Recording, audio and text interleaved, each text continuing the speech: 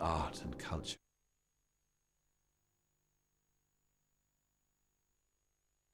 I was a man who stood in symbolic relations to the art and culture of my age. I had realized this for myself at the very dawn of my manhood, and forced my age to realize it afterwards. I made art a philosophy, and philosophy an art. I altered the minds of men, the colors of things. I treated art as the supreme reality, and life as a mere mode of fiction. I awoke the imagination of my century so that it created myth and legend around me. I summoned up all systems in a phrase and all existence in an epigram.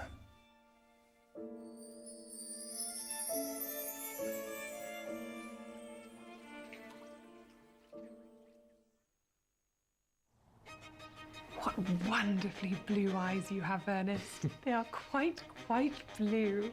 I hope you will always look at me just like that, especially when there are other people present.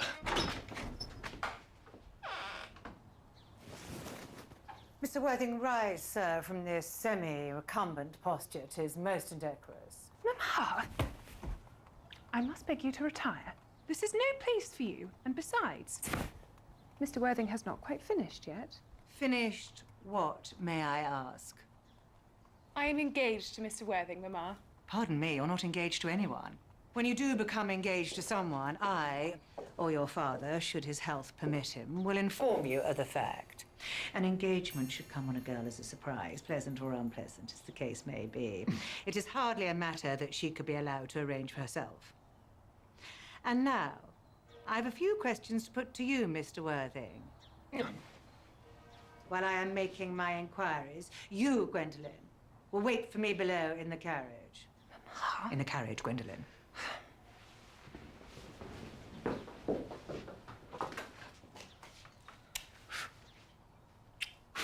Gwendolen, the carriage. Yes, Mamma. The Importance of Being Earnest is a beautiful musical study. It loves the English language. I don't know how you can watch it, read it, and not be transformed by its sheer joy. The Importance of Being Earnest is a mystery because almost nothing in art, and even less in theatre, is perfect. I don't think there's a single play of Shakespeare's that's perfect, but The Importance of Being Earnest is perfect. Now to minor details. Are your parents living? I have lost both my parents. To lose one parent, Mr. Worthing, may be regarded as a misfortune. To lose both looks like carelessness. Who was your father? He was evidently a man of some wealth. I'm afraid I don't know, Lady Bracknell. You see, I said I had lost both my parents. Nearer to the truth to say that my parents seem to have lost me. I don't actually know who I am by birth. I was, well, I was found. Found? Yes, the late Mr. Thomas Cardew, an old gentleman of a very charitable and kindly disposition, found me and gave me the name of Worthing because he happened to have a first-class ticket to Worthing in his pocket at the time. Worthing is a place in Sussex. And where did this charitable gentleman who had a first-class ticket for a seaside resort find you? In a handbag. A handbag? Yes, Lady Bracknell. It was a handbag, a large black leather handbag with handles. It was just an ordinary handbag. And in what locality did this Mr. Cardew come across this ordinary handbag? At the cloakroom in Victoria Station. He was given it in mistake for his own. Cloakroom at Victoria Station? Yes, the Brighton line. The line is immaterial, Mr. Worthing. You cannot imagine that I and Lord Bracknell would be allowing our only daughter, a girl brought up with the utmost care, to marry into a cloakroom and form an alliance with a parcel. Good morning, Mr. Worthing. I first really became aware of Wilde's genius in a very strange way. I was reading The Importance of Being Earnest and finding it hilarious, but I inevitably associated with something dark because that was the day of Bloody Sunday. And here I was in Dublin as an 18-year-old, laughing my head off, and bit by bit the news was through about this massacre in Derry, 14 miles from my home place. And for that reason, I have always found, especially The Importance of Being Earnest, a very shadowy and haunted text. A week after the opening of The Importance of Being Earnest, Wilde then ended up in the dock himself and was sent to prison, created such a dramatic narrative that it has come to dominate our understanding of Wilde's life. Many aristocratic and better-born English homosexuals could have been brought to trial in the way Wilde was, but Wilde was the one to make an example of because he was Irish and because he was a poet and he wasn't really a proper gentleman. He was always aware he was an outsider as an Irishman, so there was always an edge. His is an extravagant Celtic campaign against Anglo-Saxon stupidity. And then he out-talks them, and he runs rings about them there, and he poses as an aristocrat. You have to remember what Yeats said about him, that to Wilde, the nobles and the aristocracy of the English were as exotic as the caliphs of Baghdad. And he had that tongue-out fascination for the English aristocracy. To appear to be on the inside of society and yet to sit on the outside of society as an observer and to tease society from the outside, which of course is what he is doing in many of the plays, is something which is very typical Oscar. Got my second buttonhole for me, Phipps? Yes, my lord. Rather distinguished thing, Phipps. I'm the only person of the smallest importance in London at present who wears a buttonhole. Yes, my lord, I have observed that. You see, Phipps, fashion is what one wears oneself. What is unfashionable is what other people wear. Yes, my lord. Just as vulgarity is simply the conduct of other people. Yes, my lord.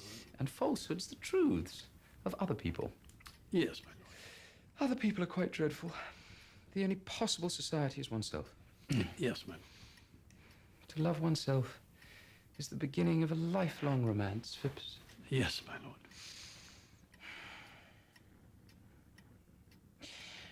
I think I quite like this buttonhole, Phipps. Makes me look a little too old. Makes me almost in the prime of life, eh, Phipps? I don't observe any alteration in your lordship's appearance.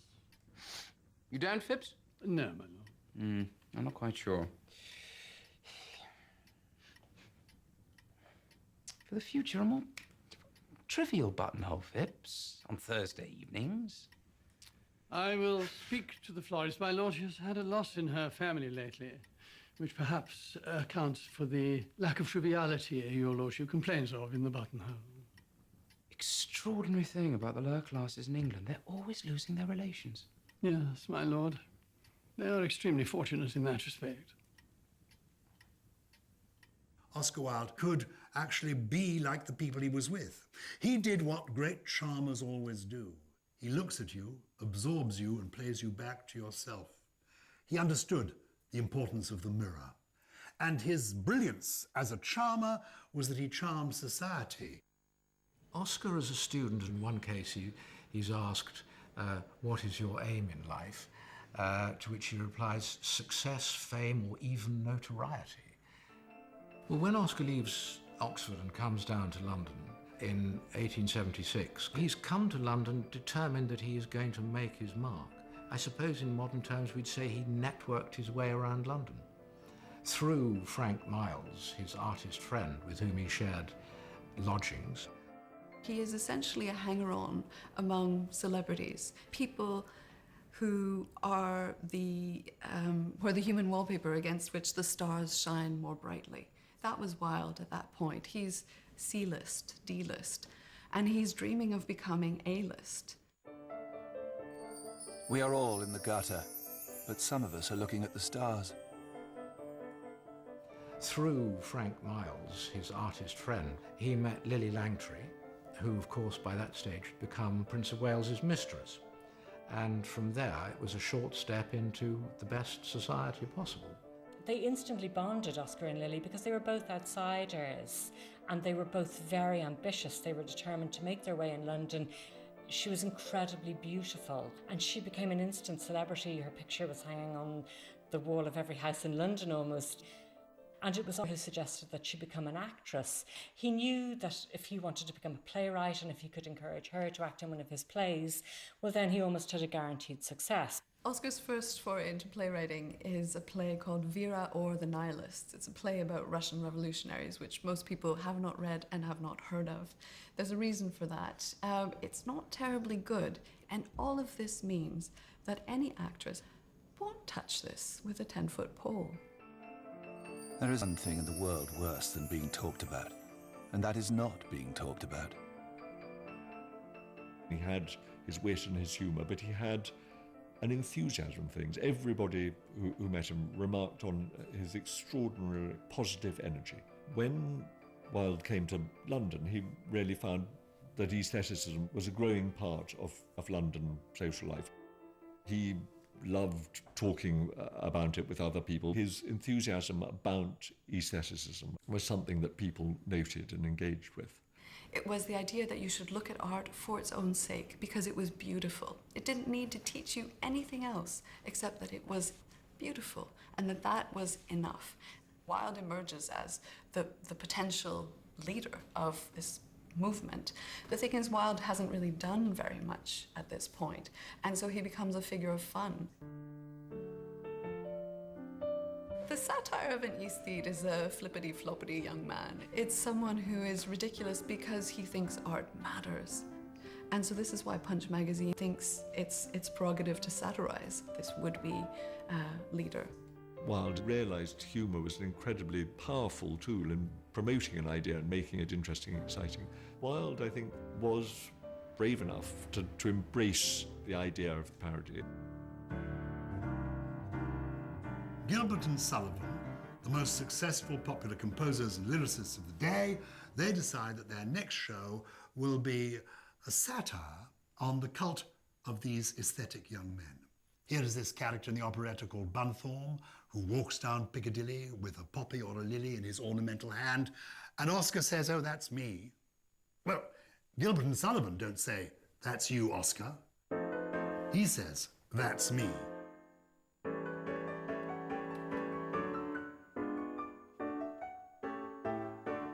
If you're anxious for to shine in the high aesthetic line as a man of culture, you must get up all the germs of the transcendental terms and plant them everywhere.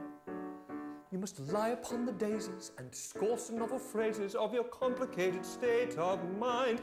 The meaning doesn't matter if it's only idle chatter of a transcendental kind.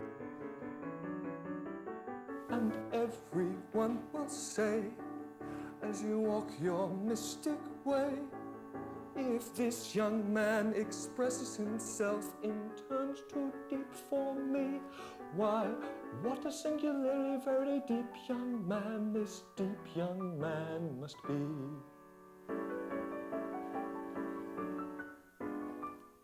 On the back of that operetta, Wilde gets an invitation from a theatre impresario called Richard Doyley Carte. And this invitation is to come and lecture in America, to in a sense be a forerunner for patience. He's 27, his play Vera has just failed, and so he boards a steamer, wraps himself up in a fur coat, and he's off on this adventure to America. I have nothing to declare except for my genius. The American lecture tour was in fact the making of him. It brought him in contact with American showmen who showed him how to become a success. When he was in America, Oscar Wilde, yes, he went to see the great poet Walt Whitman, but he also went to see the great showman P.T. Barnum, the man who created Barnum and Bailey's Circus. And he went to see Jumbo the elephant. Oscar Wilde used to like to say that to succeed in life, you've got to have a name with just 5 letters in it, like Oscar, or Wilde, or Jesus, or Plato, or Jumbo. He was taught how to speak, he was taught how to dress, he was photographed by the celebrity photographer of the day, Napoleon Cerrone, and the result of that is a real before and after. It's a fairy tale. He's transformed. He's wearing a cape, he's wearing this hat. He's a star. He's ready for his close-up. There were women who adored him, who hounded Oscar and would chase him to his hotel door, hoping to have some sort of contact with him. And it plays on this curious idea of him as a kind of womanizer. And that's not the idea we have of Wilde today as a gay man. Certainly earlier in his career, he was appealing to women. When Oscar comes back from America, he picks up with a girl, a young woman, who he's known before, called Constance Lloyd. And she's, although I say it myself, she was my own grandmother, she was very attractive. He describes her to Lily Langtry as a violet-eyed little Artemis. People have tried to make out that his romance with Constance was a smokescreen to conceal his own homosexuality, and so on and so on. I have no doubt in my mind, and this is not just family speaking, that he was in love with her. It was always said in the family that the wedding ring which Constance wore was designed by Oscar, and it was two bands which separated and were interconnected. But when you twisted them and put them together, they formed a single band, which was rather a lovely idea. And that ring is one of the rare things which we still do have in the family. They made a very, very striking couple. They often sort of dressed in complementary garb, and they created this very, very striking house at Tite Street, the House Beautiful, as it was called. But it was so splendid that it was really rather beyond their means. Anyone who lives within their means suffers from a lack of imagination. What we, I think, forget about Wilde is that he was a professional writer. He wrote as a journalist because he had to. He had to earn a living. So he was often writing as a hack. He was having to write what he was commissioned to write. I think he liked playing with different genres and forms, and it enabled him to do lots of things that he couldn't do if he'd stuck to just the one thing. By the time the 1880s, when Wilde's really beginning his writing career comes around, you've got lots and lots of different types of fiction being produced. They are relatively lucrative. There are genres that become extremely popular for the 19th century. The ghost story, the romance, the adventure story. He returned from the States with an idea of the Canterville ghost, wonderfully humorous take on the ghost story, transforming the established trope of people being frightened by the ghost. Here, the ghost was frightened by the people it was trying to haunt. A family of remarkably Philistine and practical Americans who'd rented an English country house for the summer.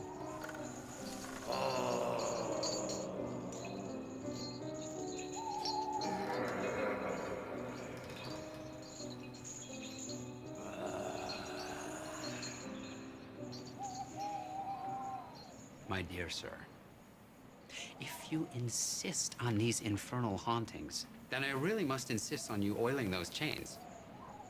I have brought some Tammany Rising Sun lubricator for precisely that purpose. It's completely efficacious. One application should suffice. Would you like me to? As you wish. Then I shall leave it there and bid you adieu.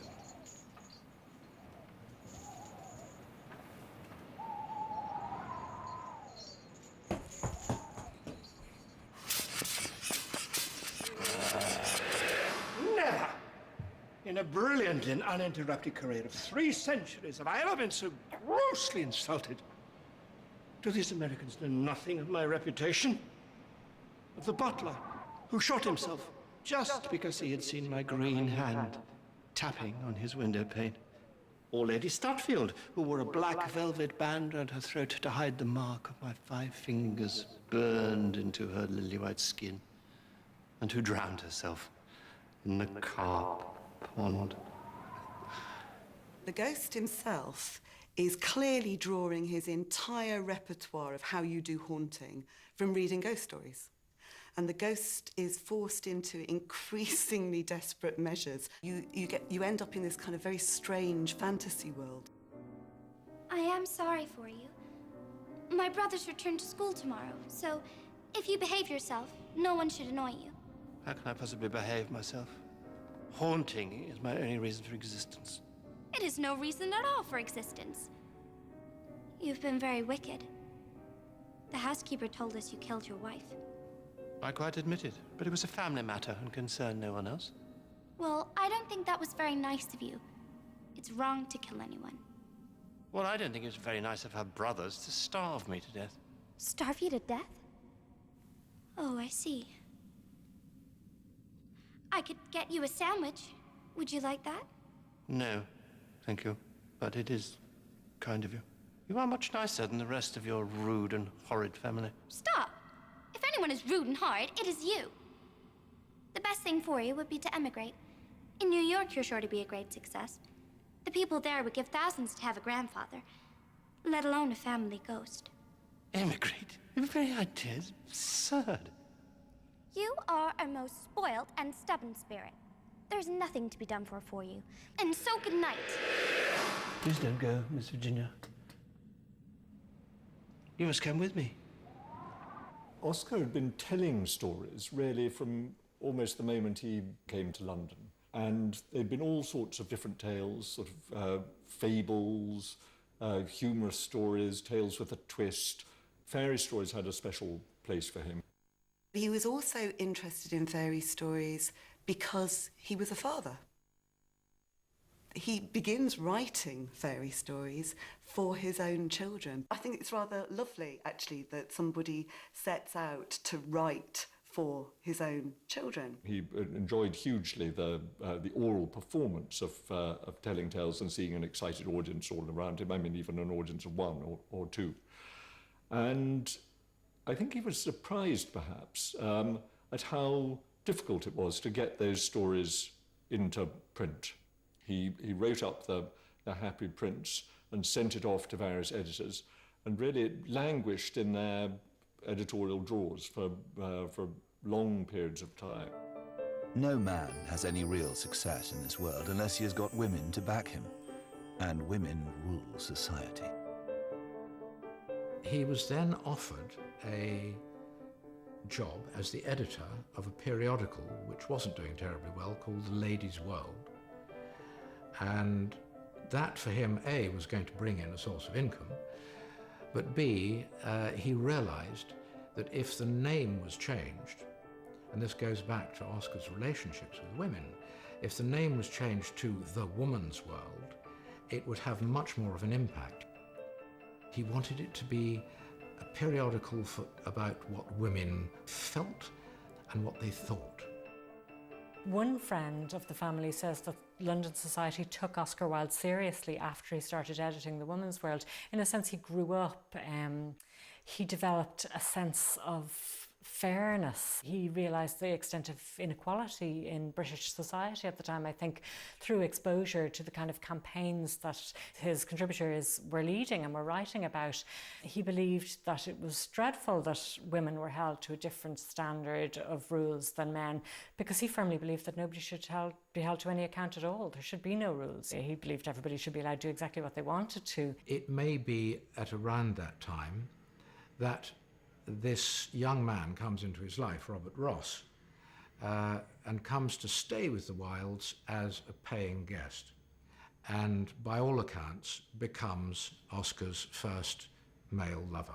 He probably would have seen it as something that he could have kept as a parallel life, as a secret life, something he could have indulged in while keeping the sanctity of his marriage, in the same way as many men had affairs with women. And in fact, many men at the time had affairs with men. And it was around the end of his editorship of The Woman's World that he wrote his groundbreaking essay, The Decay of Lying. And I mean, just the title itself was calculated to get up the collective Victorian nose. I think Oscar's essays have been neglected. They combine everything one thinks of Oscar. They combine the serious, treated frivolously, the frivolous, treated seriously. They combine humour and they combine philosophy.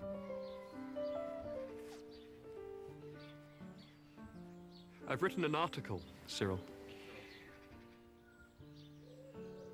That is hardly consistent with your indolent nature, I would have thought. Who wants to be consistent? Besides, my article is really a most salutary warning. What is the subject? I intend to call it The Decay of Lying. A protest. Lying? I should have thought our politicians kept up that habit. I assure you they do not. They never rise beyond the level of misrepresentation. Compare that with the temper of the true liar, with his healthy disdain of proof of any kind. The politicians won't do it. It's the same with lawyers. Even newspapers have degenerated. Besides, what I'm talking about is lying in art. It's different. The decay of imagination. Bad art comes from realism, from elevating life and nature into ideals. Shall I read you what I have written? It might do you a great deal of good. Certainly, if you would give me a cigarette. The decay of lying became really a key turning point for Wilde, because it gave that first sense of his own voice carried directly towards an audience in a novel form, in dialogue. And of course, conversation allowed him to really reproduce the rhythms, the cadences, and the forms of his own talk. It was totally original, it was totally compelling, it was very amusing and very, very clever, and really, defined the essence of Wilde's performance as an artist. Another cigarette, please. I should like to ask you a question.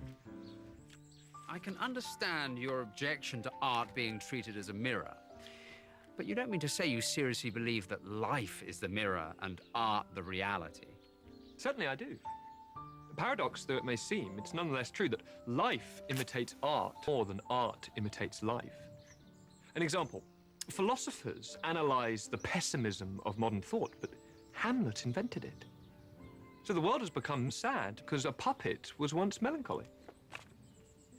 The theory is certainly a curious one, but to make it complete, you must show that nature, no less than life, is an imitation of art. Can you prove that? Nature follows the landscape painter, does she? Certainly. Where, if not from the Impressionists, do we get our wonderful silver mists? See, people see fogs not because there are fogs, but because painters taught them the loveliness of their effects. The marvellous irony, he, as it were, he declares this manifesto on how life should imitate art, and then, lo and behold, he's commissioned by an American publisher to write a novel and for his magazine, and so out comes a picture of Dorian Gray. Oscar Wilde was invited to a dinner given by an American publisher called Stoddart, who came to London looking for murder mysteries for his magazine, Lippincott's magazine. And he invited two young writers to have dinner with him at the Langham Hotel in Portland Place, Arthur Conan Doyle and Oscar Wilde. And as a result of this dinner, Conan Doyle was persuaded to write the second Sherlock Holmes story. There might never have been any more Sherlock Holmes. And Oscar Wilde was persuaded to write The Picture of Dorian Gray. The story of Dorian Gray is, on one level, a myth, and it's very simple. A beautiful young man being painted by a friend, Basil Hallward, is being watched by Basil's guest, Lord Hutton. Stay still, Dorian. Pay no heed to what Lord Henry tells you. He's a bad influence on all his friends. Is that really true, Lord Henry? Why? Well, to be influenced, a person has to give up one's soul. His virtues, then, are no longer real. His sins are borrowed. Ignore him. Don't allow yourself to be tempted, Dorian. Turn your head a little towards me. The only way to get rid of temptation is to yield to it. Resist, and your soul grows sick with longing. Have you felt that, Mr. Gray? Have you had passions that have made you afraid, or dreams whose mere memory might stain your cheek with shame? Oh, stop. know what to say. Let me think. Or rather, let me try not to think. The picture of Dorian Gray is founded on one of the oldest myths, goes right back to the Greeks, of a young and beautiful person who wishes that they will remain young forever. We are actually literally seeing life being turned into art. And that art is going to exercise a fatal fascination on the protagonists of this story. Don't frown. You have youth and beauty. And beauty is a form of genius, is higher indeed than genius, as it needs no explanation. It is simply a fact of the world, like sunlight. The gods have been good to you, Dorian. But what the gods give, they quickly take away. I'm tired of posing. It's stifling.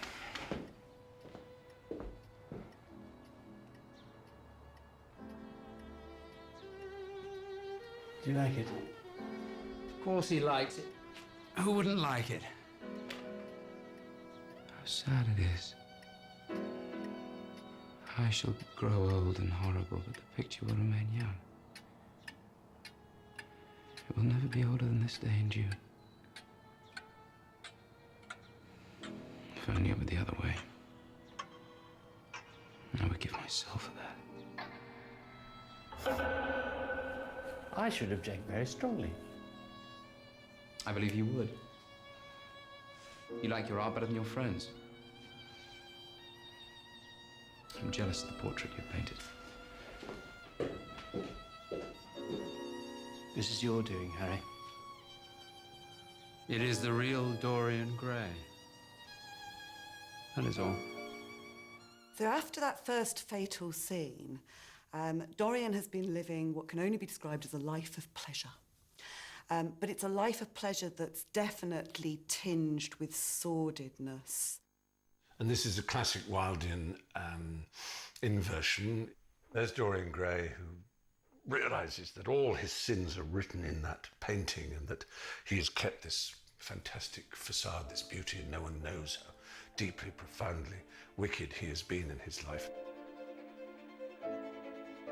It's Gothic in the sense that it gives us a supernatural feel and atmosphere to it. It's Gothic in the sense that it takes us into criminal underworlds. So we're looking at the split personality, the duality of human beings. It's something that Stevenson does in Jekyll and Hyde. Wilde definitely leaves this up, this idea that Dorian is a double figure, a two-faced figure, if you like. And Basil, being a moral, decent artist, is horrified by the monster he thinks he might have helped to create.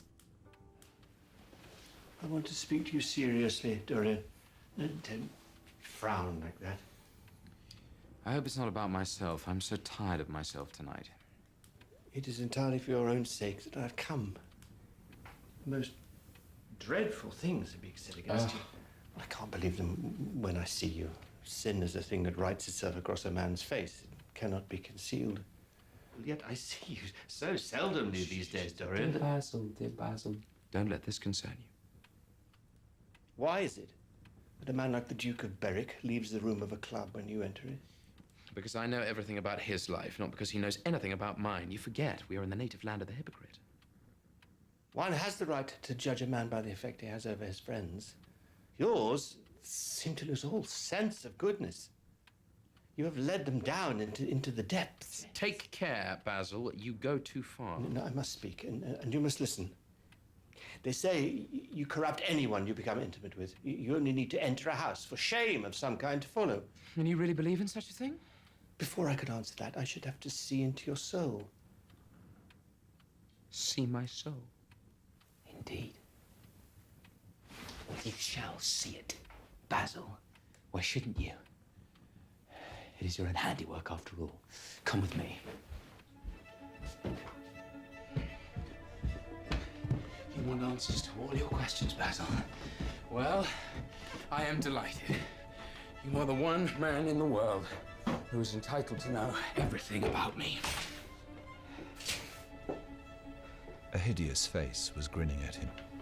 But the horror, whatever it was, had not yet entirely spoiled the beauty. I can't believe it is my picture. Can't you see your ideal in it? There was nothing evil in it, nothing. Each of us has heaven and hell in him, Basil. It is the face of my soul. If that is true, Dorian, and this is what you have done with your life, join me, Dorian. Our Father, who art in heaven, hallowed be thy name. Thy kingdom come.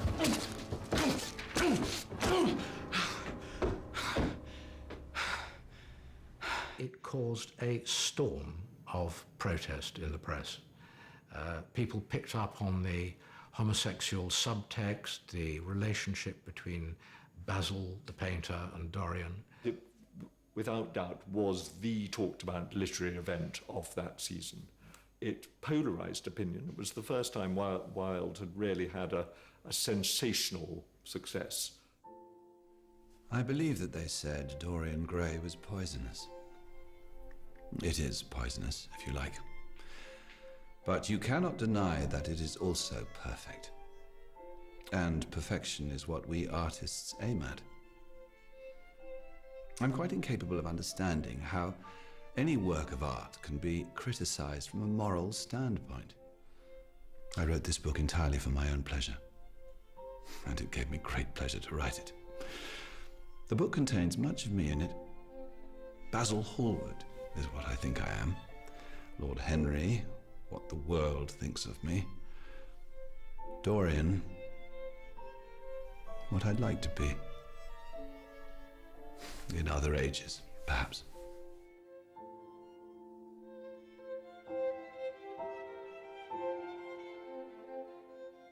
I suppose that Oscar's own Dorian Gray was just waiting to happen. And it's a year later, in 1891, when the book version comes out, that he meets Lord Alfred Douglas. Lord Alfred Douglas was then a young undergraduate at Magdalen College, Oxford, Wilde's old college, and he read the book version of Dorian Gray and was completely swept up by it and bowled over by it, and read it through, a dozen times or whatever, and didn't lose the opportunity to go and visit Wilde. Constance was very tolerant of the fact that there were young men hanging around all the time because she saw them as his protégés. They were these adoring young disciples he had, and she found this quite amusing, in fact. There an explosion went off. Something happened. Something happened that was certainly liberating sexually, and to some extent liberating artistically. All the world's a stage, but the play is badly cast. One of the people who'd been greatly impressed by Dorian Gray was the young theatre producer, actor-manager, George Alexander. He approached Wilde with the idea that he should write a modern drama. I think that he found a form, the social comedy, and he filled it with his own personality. And his own personality was part Dowager Duchess, part romantic young man, part angry feminist, part crusty old gent, and he could hear how those people spoke, and he could invest in those characters parts of himself. Lady Windermere's Fan is the first of the society comedies. It's set on the evening of Lady Windermere's coming-of-age ball. She's very much in love with her husband, who has given her a beautiful jewelled fan for her birthday. But a bad rumour has come to her ears that her husband is embarking on an affair with a mysterious woman called Mrs. Erlyn. Mrs. Erlyn. We also get the sense that there's just a little bit more to Mrs. Erlyn than meets the eye. You have dropped your fan, Lady Windermere. terribly rash of you to come. It's the wisest thing I ever did in my life. And by the way, you must pay me a good deal of attention this evening. I'm afraid of the women. You must introduce me to some of them. The men I can always manage. Dear Lord Augustus, you've quite neglected me lately. I haven't seen you since yesterday. I'm afraid you're faithless. Everybody told me so. No, really, Mrs. Erlin, allow me to explain. No, my dear Lord Augustus, you can't explain anything. It is your chief charm. Do you know, I think I will dance with you first tonight, Windermere. It will make Lord Augustus so jealous. Her coming here is unbearable. I feel that every woman here sneers at me as she dances by with my husband. What have I done to deserve this?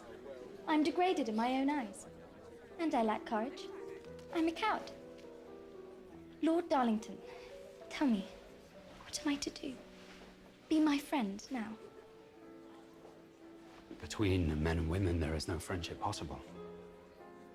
I love you. You are more to me than anything in the world. I offer you my life. Lord Darlington. Leave this house tonight. There are moments when one has to choose between living one's own life freely or dragging out some false existence that the world in its hypocrisy demands. You have that moment now. Choose. I have not the courage. I cannot answer you now. Tomorrow I leave England. It must be now or not at all. Then not at all. You break my heart. Goodbye, Margaret. I think Oscar had a really peculiarly accurate sense of social peril and social danger and an identity that is part private but also part public and created by society, which is upper class society in the 1890s. Nowadays, people go and see those plays and they know exactly what society is. It's Twitter and it's social media and it's all of the various ways in which we enact a public identity. Oscar had a very, very acute and precise sense of the danger of that, of living on a precipice. How charming your sweet wife looks. Tonight, a man who loved me offered me his whole life. I refused it. It was foolish of me. I will go to him now. Oswald has never understood me. When he reads this, he will.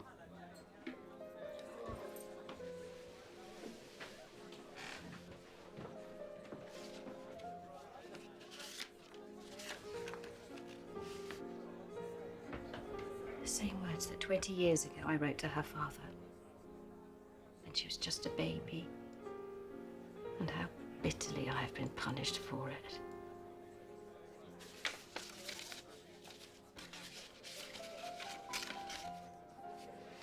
Life does not repeat its tragedies. He talked about this play and he said what interested him was the idea of a woman who had a child but had no maternal instinct whatsoever, who abandoned that child but who came back into her life later on to save her from herself. Oscar chose the plot with Lily Langtry in mind. Now, Lily had a daughter from a very secret relationship. She had hidden that daughter away. This was a secret that she had worked very hard to keep. And here was Oscar about to put it on the West End stage, with her acting the part. Now, Lily felt quite affronted by Oscar writing this part. Mrs. Erlin, realising what she's done, runs to Lord Darlington's to try and save Lady Windermere. Lady Windermere's birthday fan is found in Lord Darlington's rooms. It is a very compromising situation. But instead of letting Lady Windermere take the rap, Mrs. Erlin saves Lady Windermere's reputation. How do you do, Lady Windermere? How do you do? Lady Windermere, I am so sorry about your fan. I have no idea how I made such a silly mistake as to take it. Most stupid of me. I thought I would take the opportunity of returning your property to you in person, with many apologies for my carelessness. and of bidding you goodbye. Goodbye? Are you going away then, Mrs. Allen? Yes, I'm going to live abroad again. The English climate doesn't suit me. I find my heart is affected here, and that I don't like. And so I'm leaving this afternoon by the club train. This afternoon? But I wanted so much to come and see you. You are very kind, but I'm afraid I must go. Shall I never see you again, Mrs. Allen? I'm afraid not. Our lives lie too far apart. But there is a little something I would like you to do for me. I want a photograph of you, Lady Windermere. Would you give me one? Oh, with pleasure. I have one over there. I'll get it for you. Oh, but haven't you got one of yourself with your little boy? Would you prefer one of those? Yes. I'll get it. I have one upstairs.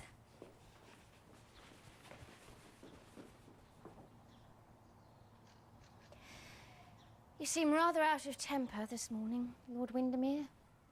I don't know why you should be. Margaret and I are getting on charmingly together. I can't bear to see you with her. You've no right to claim her as your daughter. You abandoned her for your lover when she was but a child in the cradle. What do you mean by coming here this morning? To say goodbye to my dear daughter, of course. Oh, don't imagine I'll make some pathetic scene, weep on her neck, tell her who I am, all that kind of thing. I have no ambition to play the part of a mother. For 20 years I have lived childless. I want to live childless still. And besides, Lord Windermere, how on earth could I pose as the mother of a grown-up daughter? Margaret is 21, and I have never admitted to being more than 29. 30 at most. 29 when there are pink shades, 30 when there are not. So you see what difficulties that will cause. I'm so sorry, Mr. Allen. At last I discovered it in my husband's dressing room. He had stolen it. Oh, I'm not surprised. It is charming. And so this is your little boy. What's he called? Gerard, after my dear father. Really? If it had been a girl, I would have named it after my mother. My mother had the same name as myself, Margaret. My name is Margaret, too. Indeed. Wilde is a playwright of the highest order. The comedies are so perfect in their pitch. They are so wonderful in their disguise of what they're about. They are hiding everything from each other. Mother doesn't admit to daughter she's mother. Daughter doesn't admit to mother she knows she's her mother. But as it plays out, you become aware that actually they do know. They know perfectly. And it's in not telling that the power lies. The success of Lady Windermere's Fan was something wonderful for Wilde. It brought him money, really, for the first time in his life. He was earning large sums. I mean, the modern equivalent of, tens of thousands of pounds a week. But in the midst of that sort of bright new dawn, he was approached again by Lord Alfred Douglas. During the summer of 1892, he took a holiday with Constance and Cromer in Norfolk, and Lord Alfred Douglas arrived during their holiday to stay with them, and Constance seemed perfectly happy with this. I mean, when Constance has to take the children back to London to send them off to school, Bosie stays on with him. And really, he becomes a third figure in the marriage. In married life, 3 is company and 2 is none. It's fair to say that Alfred Douglas brought out in Oscar the gourmand, he brought out the sensualist. They spent their money rabidly on the pleasures of the flesh, on the pleasures of the mind. They give themselves over to this derangement of the senses, and they loved it. He'd been attracted by youth itself, I think, as he'd grown into his 30s, but he suddenly felt it connecting with his own world, both sexually, emotionally, and artistically. Nobody who knows about Oscar Wilde immediately thinks, oh, let's go to biblical Judea. We think of him as a London playwright. But Salome is set in the time of Christ and Herod. What Wilde writes is a play that is motivated by multiple forms of sexual desire. almost none of which is an appropriate form of sexual desire. So what you find is that there's a king who's in love with his stepdaughter, Salome. He's married his brother's wife. That's incest according to biblical and canon law. So it's not just that it's about sexual desire, it's Salome's desire that motivates this story. It's not a man's desire for once, it's a woman's. And her desire for Yochanan, John the Baptist in the narrative, is what precipitates the tragedy. And I love Salome because although it's a tragedy, it's a terribly sad story in all kinds of ways. When Herod and Herodias are on the stage, they are very funny. Herod with his overwrought emotion and his wife actually henpecking him. Where is Salome? Ah, there she is. You must not look at her. You are always looking at her. The moon has a strange look tonight, has she not? She's like a mad woman seeking lovers. She is naked too, huh? Quite naked. No. The moon is like the moon, that is all. Let us go in. Never have I seen her so pale. I've told you not to look at her. Salome, come and sit next to me. I shall give thee thy mother's throne. I am not tired, Tetrarch. You see what she thinks of you? I think the censor understood that there was something potentially blasphemous about what Wilde was doing with those characters. So it was banned. Dance for me, Salome, I beseech you. If you dance for me, you may ask of me what you will, and I will give it you. Will you indeed give me whatsoever I shall ask, Tetrarch? Even half my kingdom. You swear it, Tetrarch? I swear it, Salome. I will not have her dance. I will dance for you, Tetrarch.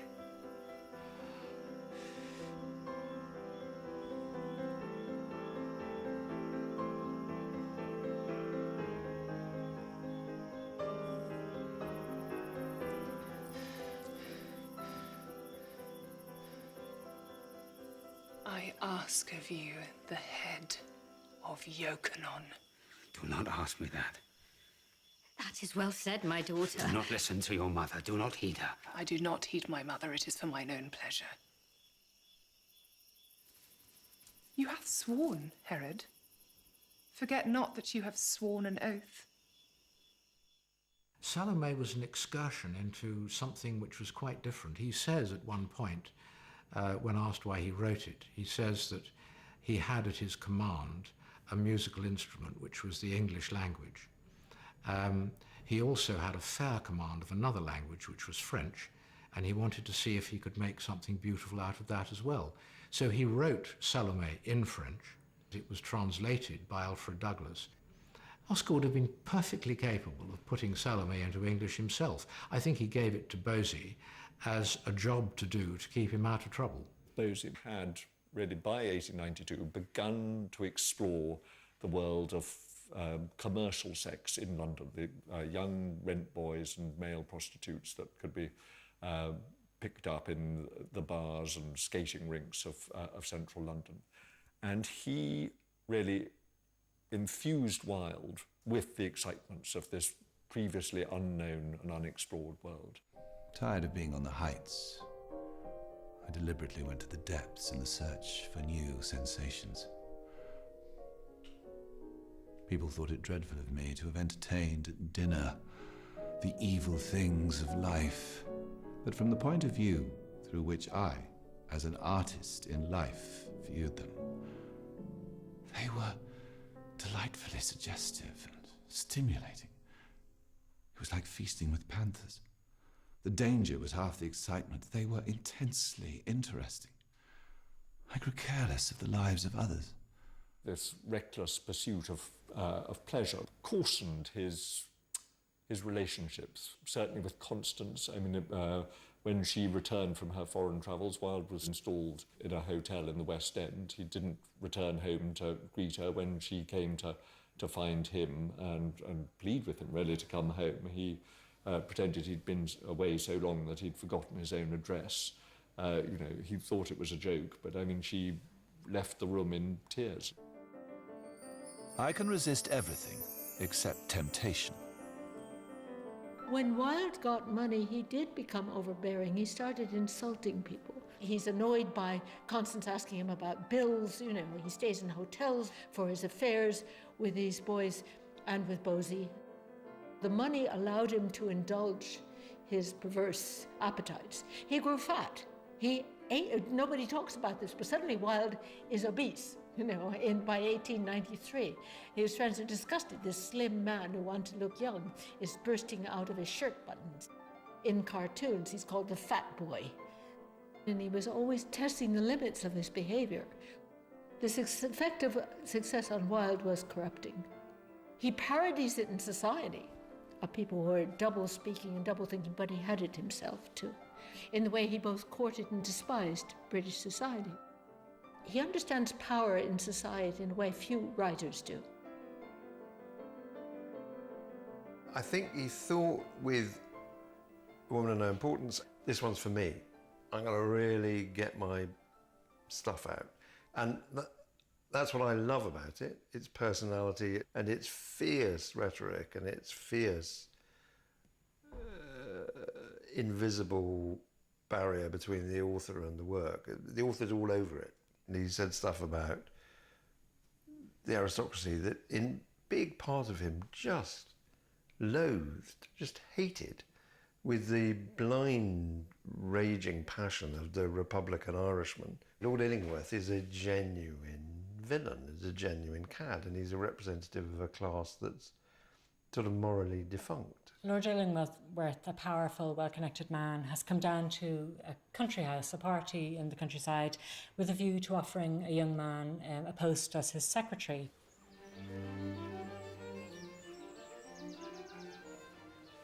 Lord Illingworth, everyone has been congratulating me. You will be the patent secretary, Gerald. You enjoy country life, Miss Worsley? Very much indeed. Don't find yourself longing for a London dinner party? I dislike London dinner parties. I adore them. The clever people never listen and the stupid people never talk. I think the stupid people talk a great deal. Ah, I never listen.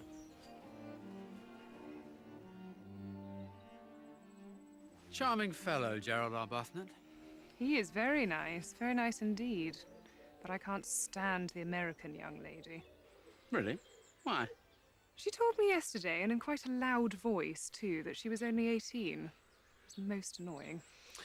But she is decidedly pretty. Far too pretty. These American girls carry off all the good matches. Why can't they stay in their own country? They're always telling us it is the paradise of women. I admire her immensely. She is a Puritan, besides. Do you know, I don't believe in the existence of Puritan women. You think there is no woman in the world who would object to being kissed? Very few. Miss Worsley would not let you kiss her. Are you sure? Quite. What would you do if she struck you across the face with her glove? Fall in love with her, probably. Then it is lucky you are not going to kiss her. Is that a challenge? It is an arrow shot into the air. How tantalizing you are. I think if there's anything I've tried to get from Oscar, it showed me that language could do things that music could do and paint could do. It could sing, it could bounce inside your head and make remarkable shapes. He was really, despite these marvelous things he projected and that he understood and could speak about, he was a serious writer, and that's where he comes alive. Wilde has become, for me anyway, my guiding light. I find him defiant when he needs to be defiant. I find him sacred when he needs to be sacred. I find him hysterically funny when he needs to be. But I also find him a very, very threatening presence. What is Wilde's major theme? It would have to be cruelty. He has an obsession with doing the dirty, with people who have suffered from being cruelly treated at the hands of others. So towards the end of the play, we discover that Mrs. Arbuthnot, Gerald's mother, was ruined, seduced in her youth, and bore an illegitimate child. That illegitimate child is Gerald, and now we discover that the father was Lord Illingworth. Last night was excessively unfortunate. What harm is there in a kiss? A kiss may ruin a human life. Well, we won't discuss that at present. What is of importance today, as yesterday, is still our son. Now, what I propose is this. I beg you to leave us. The boy will be with you for 6 months in the year and with me for the other 6. That is perfectly fair, is it not? You may have whatever allowance you like. As for your past, no one knows anything about it except myself and Gerald. And you need not be afraid that Gerald won't be my heir. I have not the slightest intention of marrying. You've come too late. You are not necessary to Gerald's career. He does not require you. I do not understand you, Rachel. Look into the garden.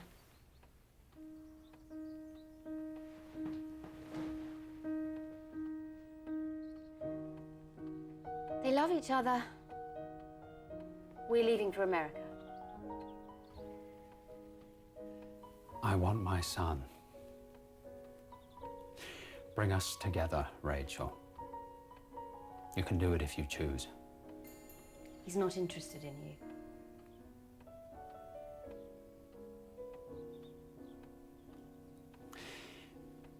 To get my son back, I am ready to marry you, Rachel. And to treat you always with the deference and respect due to my wife. I give you my word of honor. You made that promise to me once before, long ago, and broke it. I will keep it now. And that will show you that I love my son at least as much as you love him. For when I marry you, Rachel, there are some ambitions I shall have to surrender. I decline to marry you, Lord Illingworth. Do tell me your reasons. That would interest me enormously. I've already explained them to my son. And does my son hate me as much as you do? He merely despises you. What a pity. What a pity for him, I mean. Do not be deceived, George. Children begin by loving their parents. After a time, they judge them. Rarely, if ever, do they forgive them. May I ask by what arguments you made the boy believe that you should not marry his father? The father of your own child? It was not I who made him see it. It was his Puritan, Lord Illingworth.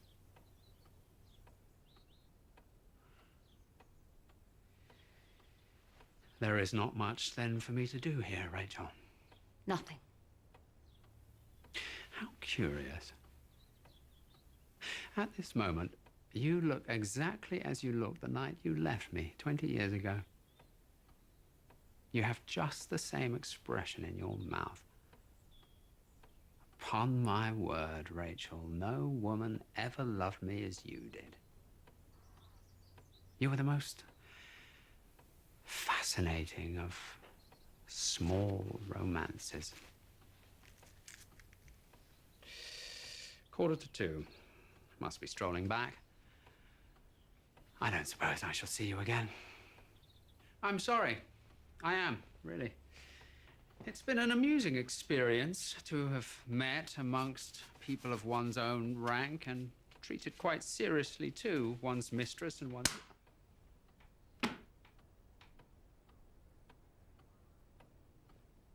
He sees a redemption in those who can confront cruelty and who can defeat it.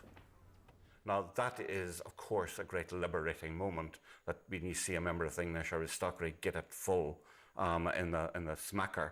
But I believe that at the heart of these plays is a terrible need and a terrible cry for some kind of compassion, for some kind of grief, for some kind of acknowledgement that there is, at the heart of society, a profound cruelty. on the day after the opening of A Woman of No Importance. I mean, it should have been a moment of great triumph for him, but instead it was rather undercut when the actor-manager who was putting on and starring in the piece handed over a letter that he'd been given in the street from an unnamed person who claimed that he had one of Wilde's letters that he thought Wilde might want returned. It had been an awkward moment. I mean, it suddenly revealed to him very clearly the dangerous world in which he was now swimming. New legislation had gone through Parliament criminalising not just sodomy, which had been on the statute books since Tudor times, but all sexual contact between males. There's really a kind of interesting connection, I think, between financial indiscretion and sexual indiscretion. You're in financial trouble because you're being blackmailed because of what you've done. An Ideal Husband, I think, clearly echoes some of those concerns. The play that becomes An Ideal Husband seems to very much reflect what's happening in his own life. It's a tale of blackmail and intrigue and double lives and scandal. Robert Chiltern is being blackmailed. He's very afraid of what his wife will make of this because his wife is very stern and cold and holds him to a very high moral standard. More and more when I watch Ideal Husband, I think that marriage in the centre is about Oscar and Constance. And he writes the Constance figure, Lady Chiltern, with a huge amount of sympathy and wit and dignity of her own. But you can see it's about a woman who has wholly unreal expectations of who her husband is and what her husband's going to be able to do. Tell me it is not true. Lie to me. What this woman said is quite true, but listen. Come near me, don't touch me. I feel as if you'd soiled me forever. What a mask you've been wearing all these years. A horrible painted mask. To think that I made of a man like you my ideal. The ideal of my life. There was your mistake. The error all women make. Why can't women love us, faults and all? We all have feet of clay, women as well as men. It is not the perfect, but the imperfect who have need of love. Else, what use is love at all? Women think they are making ideals of men. What you are making are false idols. You made your false idol of me, and I had not the courage to come down and tell you my weaknesses. I was afraid that I would lose your love. As I have lost it now. And now what is there before me but public disgrace? Ruin, terrible shame, the mockery of the world, a lonely, dishonored life, and then a lonely, dishonored death. Let women make no more ideals of men, or they may ruin other lives as completely as you have ruined mine. Constance wasn't a harsh woman. She didn't hold people to account in the way, perhaps, that the characters in his play do. But I think he must have been reflecting his frustrations and his belief that he would have been very deeply and desperately letting her down had he admitted what was happening in his real life.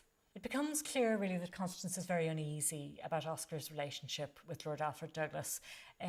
How aware she is of the sexual nature of the relationship is unclear, but certainly it has become a bone of contention between husband and wife. The intensity of Wilde's relationship with Bosie, although very exciting, was also exhausting. Partly because Bosie, for all his charms, had not only a difficult but quite an unstable character. The basis of character is willpower. And my willpower became absolutely subject to yours. those incessant scenes that seem to be almost physically necessary to you. That dreadful mania you inherit from your father. Your entire lack of any control of your emotions as displayed in your long, resentful moods of sullen silence.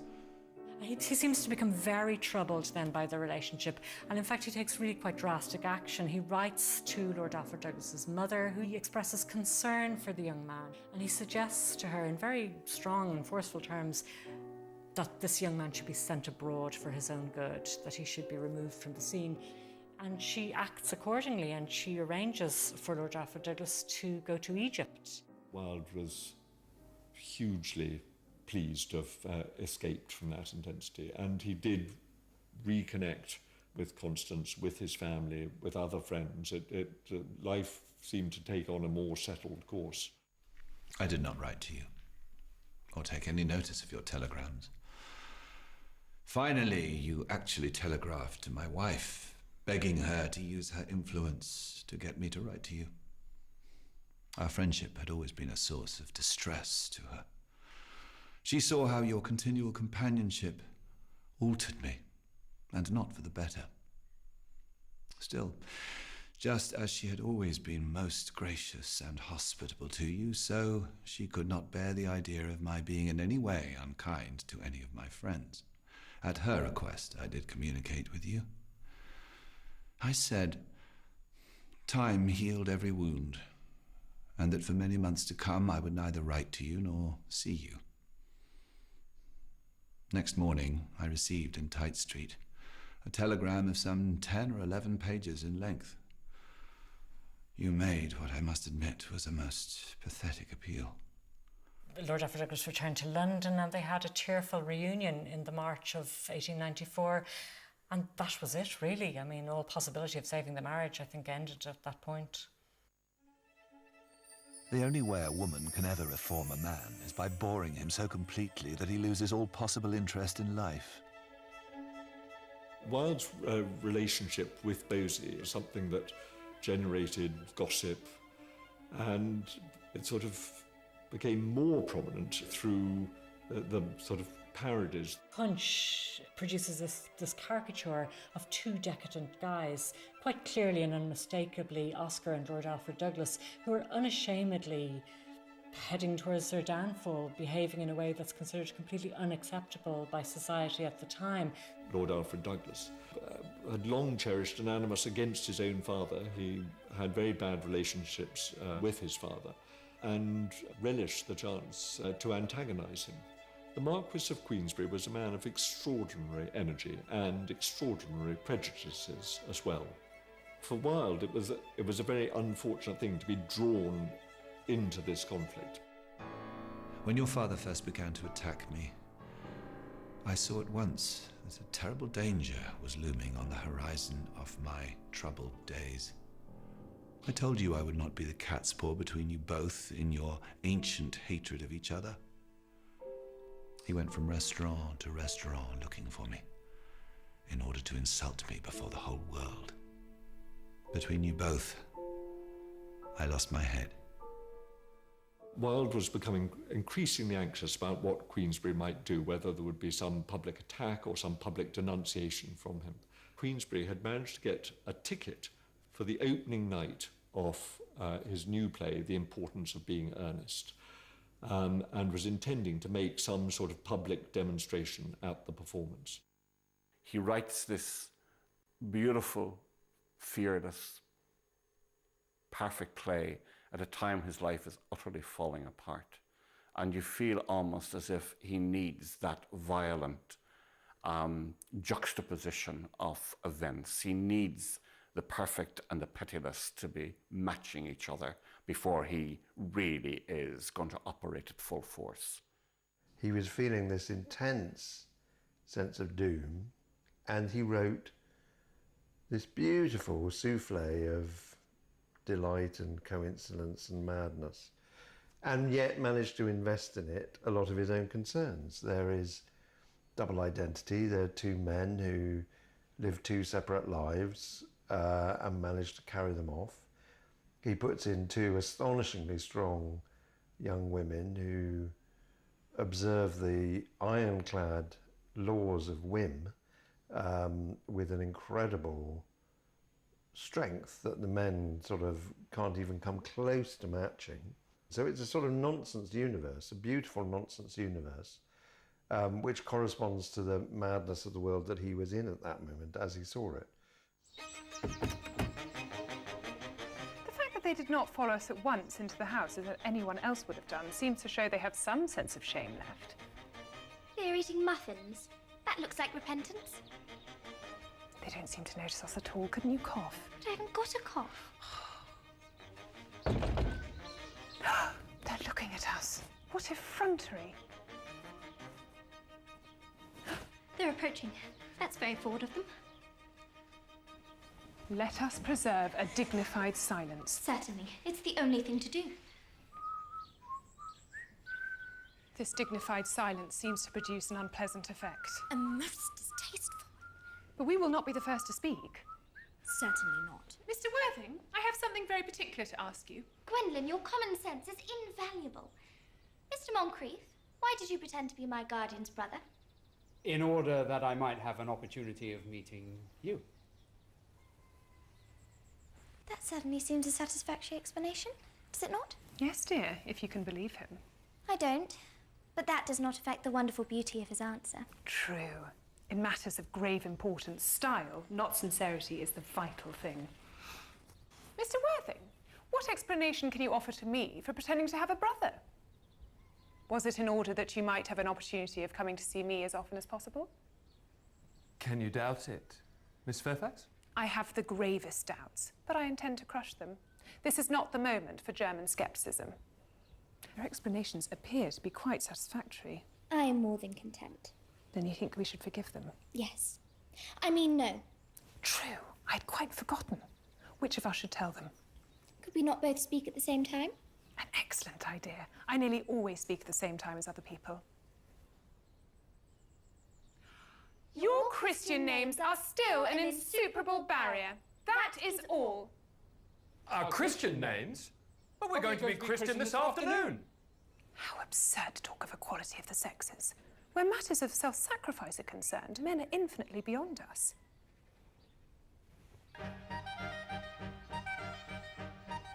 Gwendolyn, what does this mean? Merely that I'm engaged to marry Mr. Worthing, Mamma. You are nothing of the kind. And now as regard Algernon. Algernon. Yes, Aunt Augusta. May I ask, Mr. Worthing, who is that young person who's holding the hand of my nephew Algernon in what seems to me a peculiarly unnecessary manner? This is Miss Cecily Cardew, my ward. I'm engaged to be married to Cecily, Aunt Augusta. I beg your pardon. Mr. Moncrief and I are engaged to be married, Lady Bracknell. I do not know if there's something peculiarly exciting in the air in this particular part of Hertfordshire, but the number of engagements seems to me above the proper average, which statistics have laid down for our guidance. On the opening night of Ernest, Alfred Douglas's father, the Marquis of Queensberry, appears with a bouquet of rotting vegetables in order to try and make a scandal, either before or after the play is over. And he is denied admission, and he then goes off and leaves a card at Oscar's club, the famous card on which he says, for Oscar Wilde, posing sodomite, misspelled in his fury. It seemed certainly a sort of hideous insult, but also a criminal libel. So Wilde thought this, might be the matter that allowed him to seek the redress of the law. Queensberry's idea was that they should use the literary evidence of the picture of Dorian Gray as evidence of his, corrupting influence. I believe that if Oscar had been simply faced with the instances of homosexuality, gross indecency, he might have withdrawn his case. But the moment they started to attack him for his work, i.e. Dorian Gray, I think the temptation to appear in court and justify his work was just too strong. And that, in a sense, was a sort of booby trap, as the Marquis of Queensberry called it. The use of Dorian Gray as evidence against Wilde was one of those extraordinary examples of life imitating art, something that Wilde, in other circumstances, would certainly have relished. But he found himself, in a way, being viewed through the prism of his own work. Dorian Gray had decided that from this day forth he would be good, and the hideous thing that he had hidden away would no longer be a terror to him.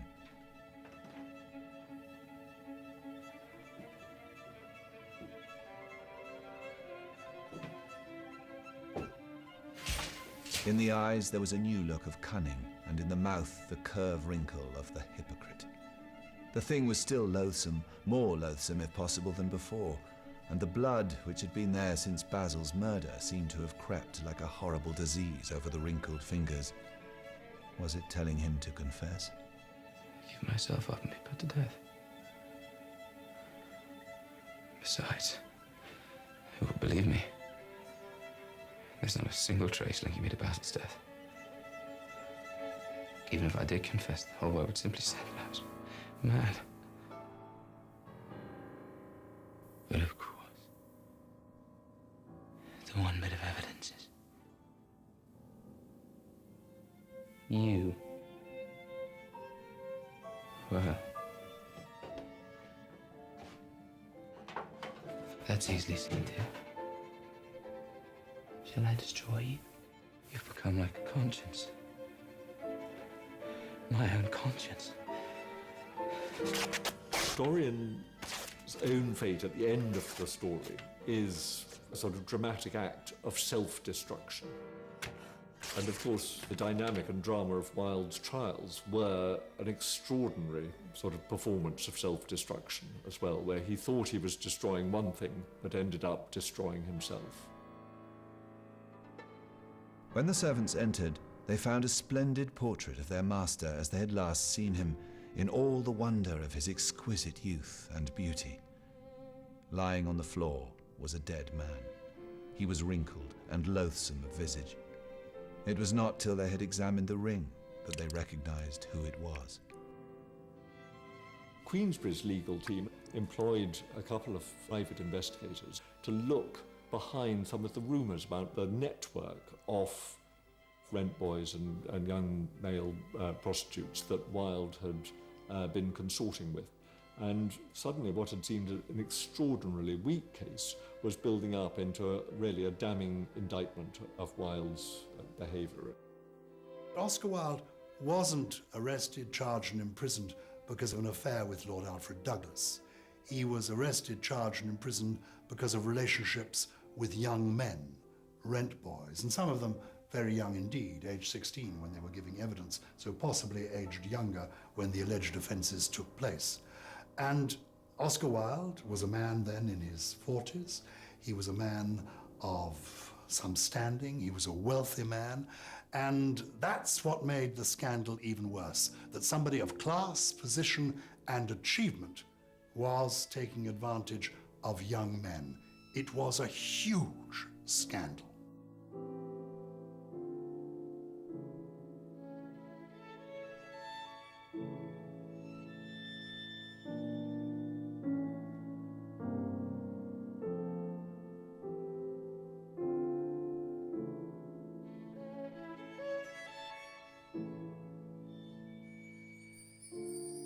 My wallpaper and I are fighting a duel to the death. One or other of us has got to go.